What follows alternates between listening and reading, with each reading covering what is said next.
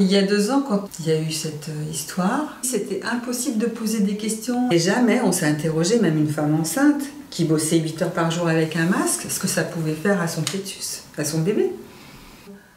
C'est ça qui était étonnant, quoi. Ça a surtout été le stress qui a été générateur de beaucoup de difficultés, de pathologies. Elles accouchaient avec des masques, elles accouchaient souvent toutes seules. Les maris n'avaient plus le droit de rentrer. C'était une grande violence, hein. Elle sortait de la maternité du coup au bout de 24 heures. On avait comme consigne de ne plus aller voir les femmes à domicile et on leur demandait de venir au cabinet pour la suite des examens. Donc moi c'était pas en accord avec moi. Donc j'ai continué à proposer d'aller les voir à leur domicile. Quand il y a eu cette pression là, pour que les professionnels de santé, la façon dont ça a été fait, les mails qu'on a reçus de la part des ARS, de la CPAM, c'était très très violent.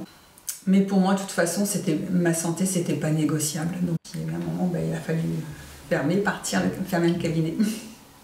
Et voilà, les choses vont redémarrer sous une autre forme. Mais je resterai auprès des femmes, ça c'est certain. Moi j'ai le sentiment qu'on a avancé là-dedans tout doucement. Les soignants nous ont obligés à se faire vacciner contre l'hépatite B pour notre bien et puis pour sauver les patients. Les bébés, les enfants, ils sont obligés d'être vaccinés pour aller à la crèche, pour aller à l'école. On se vaccine, hein. Merci Madame Buzyn. On a accepté ça, tout ça tranquillement, donc on a une part de responsabilité. Et tout ça, ça nous demande maintenant de réfléchir et de voir comment on se positionne et de retrouver notre souveraineté.